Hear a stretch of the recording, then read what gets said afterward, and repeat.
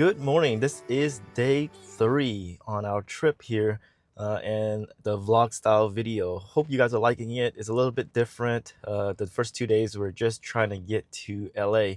Now that we're here, we're going to enjoy LA and do some vacation stuff. We're taking our kids to Super Nintendo Land, so they're excited about that. That will be tomorrow, but we're going to go to the beach today. And right now we're getting ready to go to Phil's Coffee. If you didn't know, I like coffee quite a bit. Phil's Coffees is really good if you're ever in the LA area or San Francisco and you want some pour over coffee. It's absolutely amazing. So if you're around this area, give it a try. I'm gonna go pick up some Phil's Coffee, and right next to it there should be some Randy's, if I remember correct, unless it changed. I haven't been here for a while, but hopefully Phil's is still there. So let's go and try to grab some fills.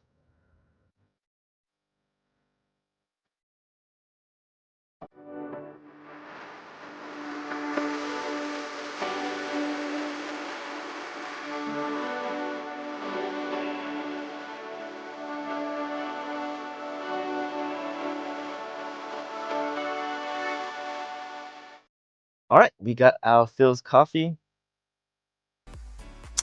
delicious as ever. And if you're a donut lover, there's Randy's right next door as well. We're on Rosecrans here in El Segundo, but it is really good. We're gonna head to the beach now.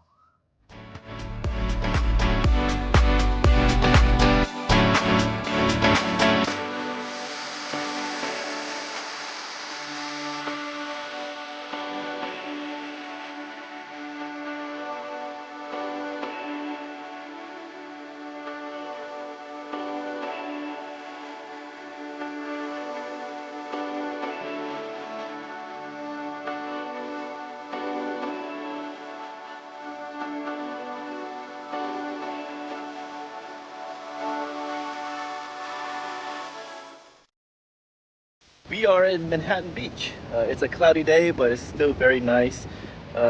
Pretty cool, not too hot. Enjoying Manhattan Beach right now. That's Manhattan Beach Pier right there. There's a little nice boardwalk here that you can kind of run around if you wanted to. Actually, I used to come down here quite a bit when I used to come down for work. It's a really pretty nice beach. A lot of surfers right now. Of course, there's some oil tankers and stuff way in the distance as well, because there's a Chevron plant not too far from here. But there's a lot of surfers out today, a lot of beach volleyball going around too. But we're just gonna enjoy the beach for a little while and then probably drive around and find some lunch. But the Rivian's part right now, if I wanted to kind of check on Rivian, there is gear guard on the Rivian as well, so that's pretty nice. So I can actually look and see what's going on around the car. I think I have low connectivity right now, but I'll see if I can't pull it up and then show you guys what I'm talking about. It's pretty cool. It is a subscription with Connect Plus with the Rivian, but it's a way to kind of monitor the security of your car, make sure that no one's trying to break into it, or kind of look and see what's around the area right now. With that Connect Plus, you can also watch YouTube on it and then also cast things from your phone. So pretty cool. While you're charging or something like that, you can kind of use that feature on the Rivian. I'm just gonna continue to enjoy the beach with the family, and we'll catch you a little later.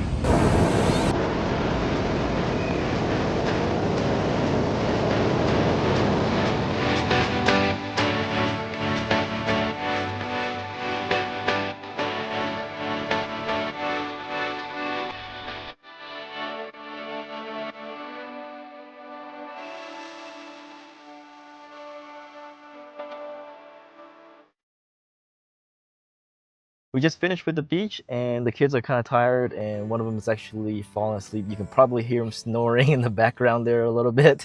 But because of that, we decided to kind of charge the vehicle a little bit more. So I'm gonna try to get it to about 85% while he's sleeping, and then we're gonna go get some lunch. He's pretty tired. We're at an EV Go charging station down in Hermosa in the shopping center, and it's underneath a parking garage. So it's not too bad. It's pretty nice. It's a pretty nice shopping area. So if you want to get some food or something like that, there's some Whole Foods upstairs and everything. So pretty nice area. One of the things that we've noticed actually being in town, we've actually noticed that there's a ton of EVs around, a lot of Teslas everywhere. Actually, we've seen multiple Rivian R1S, R1Ts around. Almost every time we go to a charging station, where we've seen one or two kind of just drive by or parking at the charging station trying to charge. So a lot more Rivians, a lot more EVs. I mean, that's pretty much expected for California, but pretty interesting. But yeah, we'll finish charging and we'll get going.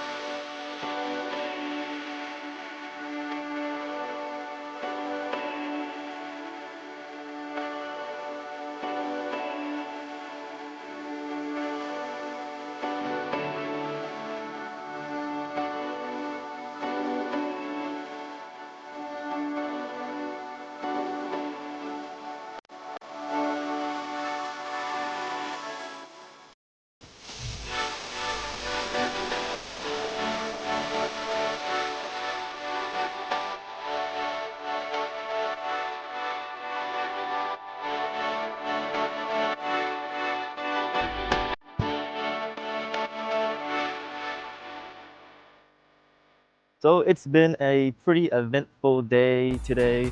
We went to the beach and then we went to Griffith Observatory, as well as took a picture of the Hollywood sign. You can actually see it from the observatory. So we didn't actually hike on that end of the um, trail for the Hollywood sign. It's about a 2 to 3 hour hike. We didn't really want to do that. My boys were pretty tired after the beach. They fell asleep right away. But we wanted to show them the observatory. Even though it's kind of closed today because of Memorial Day, there were a lot of people still out kind of just walking the observatory. It was pretty cool. But right now I'm at another Tesla charger. I'm kind of parked way in the back here. It's a huge Tesla charging station, a bunch of Tesla stations out here right now. Pretty cool place. Kind of parked far out since I don't want to take up any spots, but it doesn't seem like I would be in the way. There's plenty of chargers right now.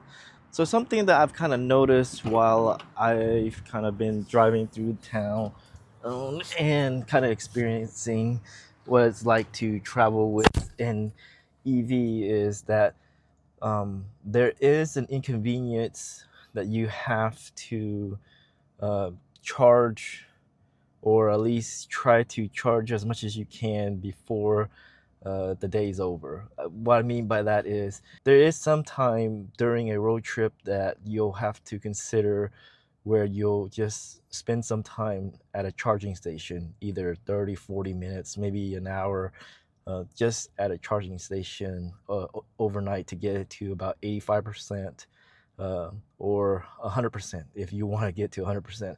I haven't really gotten it to 100%, but I have waited about 45 minutes on average to get it to about 85, maybe 90%. I'm gonna step outside really quick since my family came back. They're pretty noisy when they're the kids are in the car, they're kind of playing around and they use it as their own little playground.